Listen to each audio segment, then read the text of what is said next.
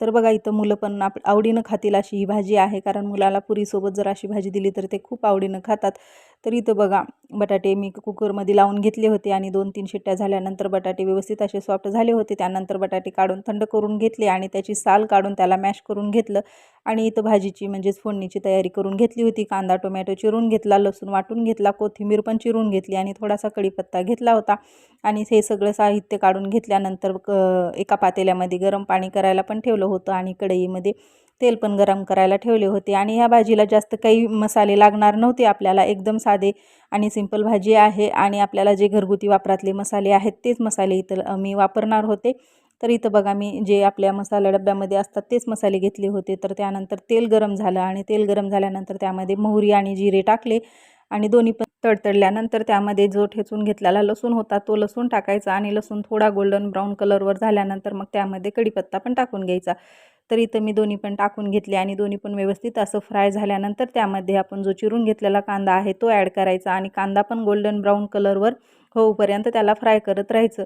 आणि कांदा एकदम छान असा सॉफ्ट झाल्यानंतर मग त्यामध्ये आपल्याला टोमॅटो ॲड करायचा असतो आणि टोमॅटो टाकल्यानंतर त्यामध्ये एक अर्धा चमचा मीठ टाकायचं, कारण टोमॅटो पटकन सॉफ्ट होतो मिठाने. त्यामुळे त्यामध्ये मीठ नक्की टाकायचं आणि व्यवस्थित असं फ्राय करून घ्यायचं, कारण मिठामुळं टोमॅटो एकदम असा सॉफ्ट होतो आणि पटकन शिजल्या जातो, म्हणून त्यामध्ये मीठ हे नक्की ॲड करायचं. तर इथं बघा मी पण अर्धा चमचा मीठ टाकलं आणि व्यवस्थित असं मिक्स करून घेतलं. त्यानंतर मग माझा टोमॅटो व्यवस्थित शिजला होता आणि मग टोमॅटो शिजल्यानंतर मला यामध्ये थोडीशी कोथिंबीर पण टाकायची होती. तर अशी भाजी मुलांना खूप आवडते. हॉटेलमध्ये जेव्हा आपण जातो त्यावेळेस पुरीसोबत हीच भाजी आपल्याला दिली जाते.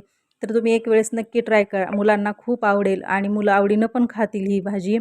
एकदा नक्की करून बघा. तर बघा इथं माझा कांदा टोमॅटो सगळा काही फ्राय झाला होता, व्यवस्थित असं तेल सुटलं होतं याला आणि हे असं तेल सुटल्यानंतर मग यामध्ये आपल्याला कोरडे मसाले पण ॲड करायचे असतात. तर त्यामध्ये बघा मी पहिल्यांदा हळद घेतली आणि मग हळद टाकल्यानंतर त्यामध्ये जो घरगुती कांदा लसूण मसाला असतो तो टाकला, मग गरम मसाला टाकला आणि गरम मसाला टाकल्यानंतर मग लाल तिखट टाकलं आणि थोडंसं म्हणजे अंबारी मसाला टाकला आणि हे बघा व्यवस्थित असं ह्याला फ्राय करून मिक्स करून घेतला आणि त्यामध्ये जो मॅश केलेला बटाटा होता तो बटाटा ॲड केला. मॅश केलेल्या बटाट्यामध्ये गरम पाणी पण मी टाकून घेतले होते, कारण गरम पाण्यानं भाजीला तरी येते, म्हणून मी थोडंसं जितकं आपल्याला भाजी थिक पाहिजे किंवा पातळ पाहिजे त्याप्रमाणे तुम्ही पाणी वापरू शकता. तर बघा इथं माझी भाजी पण तयार झाली होती, कारण माझ्या मुलांना पण पुरीसोबतच मला भाजी द्यायची होती.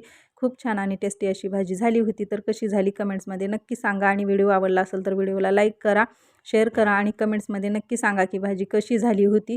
आणि व्हिडिओवर जर नवीन असाल किंवा चॅनलवर जरी नवीन असाल तरी चॅनलला माझ्या सबस्क्राईब करायला अजिबात विसरू नका.